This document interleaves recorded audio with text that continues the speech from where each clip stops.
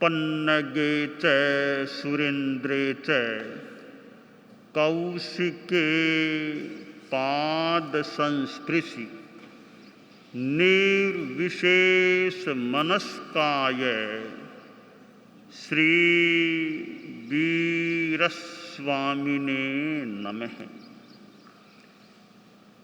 थाणम आगम में प्रवचन निन्हवों का प्रसंग चल रहा है। बद्धिया गोठा माहिले 10 पुरम। 7 प्रवचन निन्नव हुए हैं। उनमें 7वीं जो विचारधारा थी, जो जैन शासन के सिद्धांत के, जैन दर्शन के प्रतिकूल थी, वह थी अबद्धिक विचारधारा। इस विचारधारा के प्रवर्तक गोष्ठा माहिल थे और दसपुर नामक नगर में इस विचारधारा की उत्पत्ति हुई थी।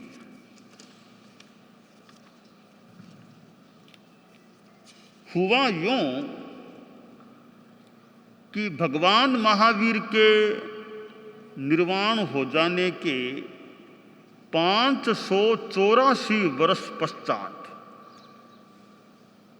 दसपुर नाम का एक नगर था, वहां इस अबद्धिक मत का प्रारंभ हुआ और इसके प्रवर्तक आचार्य गोष्ठा माहिल थे। दसपुर नगर था, वहां एक ब्राह्मण पुत्र था, आर्य रक्षित नाम था। उसने अपने पिता से ज्ञान अर्जन किया। जितना ज्ञान पिता के पास था वह तो उसने ले लिया। अब और विशेष अध्ययन करना था। बेटा बाप से भी आगे बढ़े तो बड़ी बात होती है। बाप के समान रह गया ठीक है, बाप से भी आगे बढ़े तो खास बात होती है। तो आर्य रक्षित को और विशेष अध्ययन करना था, तो वह पाटलिपुत्र में गया और वहाँ जो 4 वेद हैं और उनके अंग हैं, उपंग हैं, अनेक विद्याओं का अध्ययन कर लिया। अध्ययन करके फिर वह लौटा, माता के पास आया और माँ से कुछ प्रेरणा मिली और वह जैन शासन में साधु बन गया। वैसे तो ब्राह्मण परंपरा में था, पर कोई माँ से कैसे प्रेरणा मिली कि जैन शासन में साधु बन गया। उस समय जैन आचार्य तोसली पुत्र थे, उनके पास भागवती दीक्षा ग्रहण कर ली और दृष्टिवाद का अध्ययन, 12वां अंग है दृष्टिवाद। अभी तो 11 अंग है, उसमें 12वें अंग दृष्टिवाद का अध्ययन शुरू किया। और आर्यभद्र के पास भी उसने 9 पूर्वों का अध्ययन कर लिया, 10वें पूर्व का भी कुछ अध्ययन कर लिया। आचार्य बन गया आर्य रक्षित। आर्य रक्षित के 3 प्रमुख शिष्य थे। उनमें दुर्बली का पुष्यमित्र, फल्गु रक्षित और गोष्ठा माहिल, ये 3 मुख्य शिष्य थे। तो आखिर आर्य रक्षित को अब उत्तराधिकार सौंपना था। तो 3 शिष्य मुख्य थे सामने, अब तीनों में से एक को ही सौंपना होगा। तो उन्होंने 3 में से दुर्बली का पुष्यमित्र को अपना गण का उत्तराधिकार सौंप दिया। अब ठीक है, थोड़ी बहुत ईर्ष्या भी, कब गोष्ठा माइल देखा रहे इनको सौंप दिया, ईर्ष्या तो हो सकती है थोड़ी। आखिर उत्तराधिकार उनको ही मिला, दुर्बली का पुष्यमित्र को। तो आचार्य बन गए। तो आचार्य का एक काम है वाचना देना, अर्थ की वाचना देना। तो आचार्य दुर्बली का पुष्यमित्र वाचना दे रहे थे। शायद वो कोई बीच में किसी काम से चले गए, तो उन्होंने जो वाचना दी उसका अनुभाषण कोई विंध्य नाम का साधु शिष्य रहा होगा, विंध्य, वो उनकी बात को, वे चले गए होंगे तो उनकी बात को रिपीट कर रहा था जो उन्होंने बंचाई थी। तो गोष्ठा माहिल भी वही था, वह उस बात को सुन रहा था।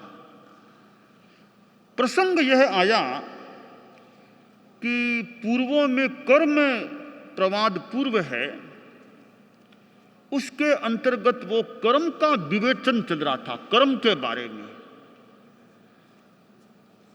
उसमें एक प्रश्न आया कर्म के संदर्भ में कि जीव के ये कर्म का जो बंध होता है वो किस प्रकार होता है, यह प्रश्न आया। इस प्रश्न के उत्तर में वहां कहा गया कि देखो, जीव के कर्म का बंध 3 प्रकार से होता है। तो पहला प्रकार तो है स्पृष्ट, कि कर्म पुद्गल हैं, आत्मा के स्पर्श कर लिया, स्पृष्ट हो गए, वो स्पर्श मात्र करते हैं और कालांतर में फिर वो आत्मा से अलग हो जाते हैं। कि जैसे सूखी भींत और मिट्टी फेंकी फिर वो नीचे गिर जाती है, ऐसे वो कर्म आत्मा के स्पर्श को पाते हैं, समय पर अलग हो जाते हैं। यह तो एक प्रकार हो गया। दूसरा प्रकार है स्पृष्टबद्ध, कि कुछ कर्म पुद्गल हैं, वो आत्मा का स्पर्श तो करते ही हैं, स्पर्श करके बंध जाते हैं, बंध जाते हैं, आत्मा बद्ध हो जाते हैं। ये स्पृष्टबद्ध प्रकार कहलाता है। और कालांतर में ये पुद्गल भी अलग हो जाते हैं। ठीक है, अब वहां तीसरा प्रकार और बताया गया कि स्पृष्टबद्ध निकाचित, स्पृष्टबद्ध निकाचित, कि कुछ कर्म पुद्गल ऐसे होते हैं कि जीव के प्रदेशों के साथ गाढ़ रूप में, बहुत घने गाढ़ रूप में बद्ध हो जाते हैं, ज्यादा पकड़ वाले बद्ध हो जाते हैं, और वे भी कालांतर में अलग हो जाते हैं। यह बात उस विंध्य ने बताई, जो पूर्व के कर्म प्रवाद पूर्व के आधार पर उसके अनुसार बताई। तो यह जो गोष्ठा माहिल था, जो प्रमुख शिष्य रहा था, वो वही था। उसने कहा, जी यह बात दिमाग में बैठी नहीं मेरे। क्यों नहीं बैठी? कि यह जो बात है कि कर्म आत्मा के बंधते हैं, जो बंध जाएंगे वे वापस अलग नहीं हो सकते, इसलिए आत्मा के कर्म बंधते नहीं है, स्पर्श करते हैं, छूते हैं, बंधते नहीं है। बंध जाएंगे तो फिर वो मोक्ष होना ही संभव नहीं होगा। इसलिए कर्मों का बंधना नहीं कहना चाहिए, स्पष्ट होना कहना चाहिए। तो बंधने के बाद फिर मोक्ष होना मुश्किल है, संभव नहीं है। कोई भी जीव फिर मोक्ष नहीं जा पाएगा। तो मेरा सिद्धांत सही लगता है मुझे कि कर्म आत्मा के स्पष्ट होते हैं, बद्ध नहीं होते हैं। ये उसने थोड़ी नई बात सी कह दी। विंध्य ने कहा, रे आचार्य श्री ने यही बताया था, आचार्य श्री ने जो पहले वासना दी यही कहा था कि स्पृष्टबद्ध निकाचित। मैं तो उन्हीं की बात को बता रहा हूं, जो गुरुदेव ने थोड़ी देर पहले जो कहा था, मैं उन्हीं की बात को रिपीट कर रहा हूं। तो मेरी कोई बात नहीं है, यह तो उनकी आचार्य श्री के द्वारा कही गई बात है, मैं मात्र उसको रिपीट कर रहा हूं। तो आचार्य श्री की बात है, आचार्य जी की बात है। तो गोष्ठा माहिल ने कहा, ठीक है, आचार्य जी की बात हो सकती है, मेरे यह बात गले नहीं उतरती है। यूं और भी कोई प्रसंग चला, कभी प्रत्याख्यान के बारे में कोई बात चली, वो भी उसके दिमाग में जमी नहीं। तो आखिर कि उसने कहा मेरा तो यही विचार है कि कर्म स्पृष्ट होते हैं, बद्ध नहीं होते हैं। आचार्य जी ने भी कहा भी ये बात तुम या तो समझो भी कि बद्ध भी होते हैं कर्म, बद्ध भी होते हैं। लोगों ने भी कुछ कहा कि आप ये बातें तुम विपरीत बात कर रहे हो। तो कहा नहीं, मेरे तो यही बात जचती है कि बस कर्म स्पृष्ट होते हैं, बद्ध नहीं होते हैं। कोई प्रयोग और भी कुछ बात थी तो कहा भी ऐसा करो, कोई तीर्थंकरों से बात को पूछवाएं क्या सही बात है। तो क्या तीर्थंकरों के पास हम तो जा नहीं पाते, किसी देवता को याद करके तीर्थंकरों के पास भेजे। तो कायोत्सर्ग का प्रयोग किया साधुओं ने, देवता हाजिर हुआ कि बोलिए क्या आदेश है। ये हमारी ये एक विवाद हो गया शास्त्र की पूर्वों की बात में, तो तुम ये हमारी बात मानता नहीं है ये साधु गोष्ठा माहिल, तो तुम तीर्थंकर से पूछकर बताओ सही बात क्या है। तो देवता बोला कि ठीक है, आप लोग सब कायोत्सर्ग में रहो ताकि मेरी यात्रा में कोई व्याघात न हो, मैं पूछ के आता हूँ। तो साधु लोग कायोत्सर्ग में, अब वो देवता कहते हैं गया, तीर्थंकर के पास जाकर के लौटा, तो कहा आ गया सा मैं पूछ करके, तो बोलो क्या फरमाया तीर्थंकर भगवान ने। कि तीर्थंकर ने भगवान ने कहा कि जो आचार्य जी और संघ की जो मान्यता वो ही सत्य है, गोष्ठा मैल की बात ठीक नहीं। आचार्य जी जो कह रहे हैं संघ की जो मान्यता है वही ठीक है, यह तीर्थंकरों का फरमान है। तो गोष्ठा मैल की बात तो खंडित हो गई कि संघ की बात सही है न कि गोष्ठा। तो गोष्ठा मैल ने कहा यह बेचारा देवता क्या तो तीर्थंकर पास गया और क्या पूछा, क्या इसमें ताकत है वहां जाने की देवता में। तो देवता की बात को ने अस्वीकार किया कि मैं नहीं मानता।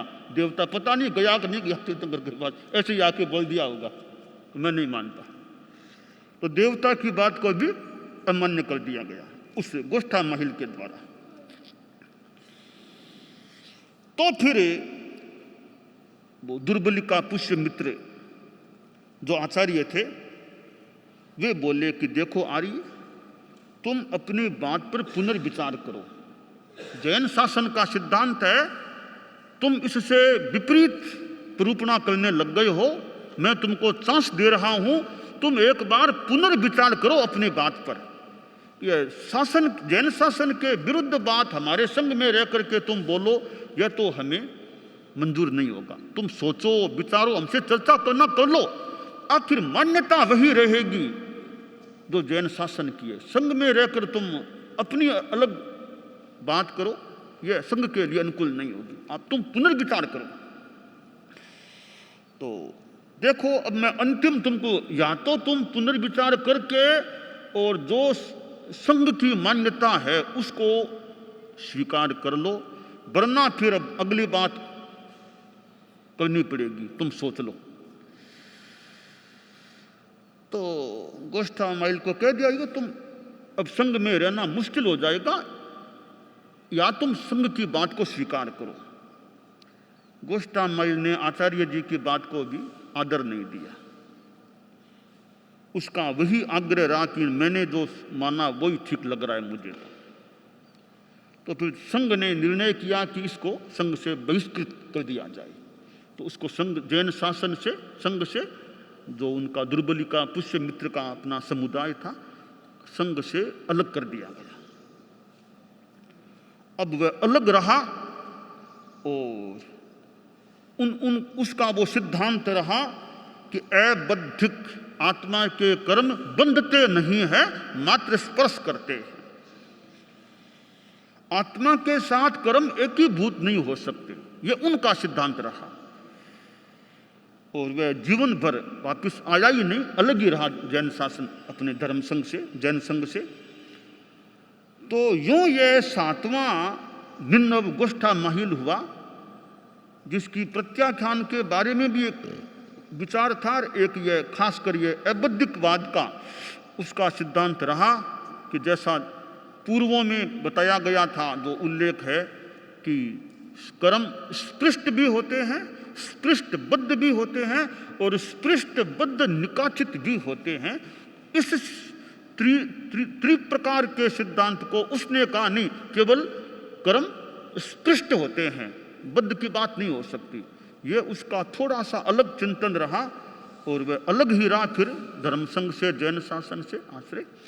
और यूँ ये 7वां निन्नव हुआ। तो ये 7 निन्नव हैं जिनकी मतलब पहला निन्नव जमाली, जिसका वो स्थान था उत्पत्ति सिद्धांत का श्रावस्ती, सिद्धांत था बहुरतवाद, और भगवान महावीर के कैवल्य प्राप्ति के 14 वर्ष बाद वह जमाली का सिद्धांत हुआ था। यह पहला निन्नव हुआ। दूसरा हुआ तिष्यगुप्त, ऋषभपुर में उसका वो विचारधारा का जन्म हुआ। उसका विचार था जीव प्रादेशिकवाद, और भगवान महावीर के कैवल्य प्राप्ति के 16 वर्ष बाद भगवान महावीर की विद्यमानता में उसका विचार वो हुआ। तीसरा हुआ आचार्य आषाढ़, उसकी नगरी जो सिद्धांत की उत्पत्ति की श्वेतविका, उसका सिद्धांत था अव्यक्तवाद, और भगवान महावीर के निर्वाण के 214 वर्ष बाद वो विचार पैदा हुआ। चौथे वो हुए निन्नव अश्वमित्र, उनकी विचारधारा का जन्म मिथिला नगरी में हुआ। उनका सिद्धांत था समुच्छेदवाद, और भगवान महावीर के निर्वाण के 220 वर्ष बाद उनके विचार का जन्म हुआ था। पांचवें निन्नव हुए गंग, आचार्य गंग। उनका सिद्धांत का जन्म उल्लूका तीर नगर में हुआ। उनका विचार था द्वैक्रियवाद का सिद्धांत था, और भगवान महावीर के निर्वाण के 228 वर्ष बाद उनकी विचारधारा का जन्म हुआ। छठे निन्नव हुए रोहगुप्त, और दूसरा नाम सडूलुक दिया है, सडूलुक उनका दूसरा कोष्टक में। उनकी विचारधारा की पैदाइश अंतरंजिकापुरी में हुई, और उनका सिद्धांत था त्रैराशिकवाद, राशि 3 होती है, और भगवान महावीर के निर्वाण के 544 वर्ष बाद उस विचारधारा का जन्म हुआ। 7वें निन्नव हुए आचार्य गोष्ठा माहिल, और इनकी विचारधारा की उत्पत्ति दसपुर नगर में हुई, और इनका सिद्धांत था अबद्धिकवाद, और भगवान महावीर के निर्वाण के 584 वर्ष के पश्चात इनकी विचारधारा का जन्म हुआ।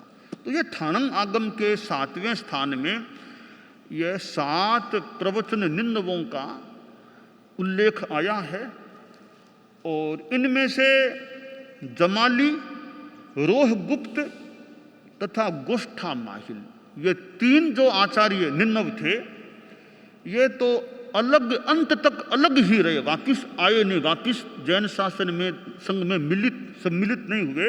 बाकी जो 4 थे वे एक बार तो अलग हो गए, वापिस समझे और वापिस जैन शासन में आ गए। तो 3 अलग रहे, 4 वापिस जैन शासन में, यानी जैन शासन के विचार को मान्य करके यूँ समझे सम्मिलित हो चुके थे।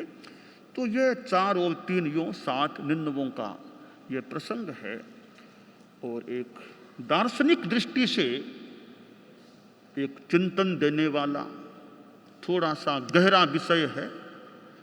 कुछ दर्शन की बात है, कर्म का बंध और ये विच्छिन्न हो जाना, 3 राशियों का आदि आदि जो दार्शनिक बातें हैं। तो जैन शासन में ऐसे संघ से अलग होने की भी स्थिति रही है, और आज भी हम अपने जैन श्वेतांबर तेरा पंथ में भी देख लें, तेरा पंथ में भी अनेक साधु अलग हुए हैं। अलग होने के कई कारण हो सकते हैं, और कहीं कहीं वैचारिक मतभेद भी कुछ कारण बन सकता है। तो हम सच्चाई के प्रति तमेव सत्यम मणिशंकम जम जिनेहिं तवेयम, जिनेश्वर भगवान ने जो प्रवेदित किया है वो सत्य ही होता है। यानी हम यथार्थ के प्रति प्रणति बनाए रखें, समर्पण रखें, और यथार्थ को जितना प्राप्त कर सके वो मानो हमारा सौभाग्य हो सकेगा।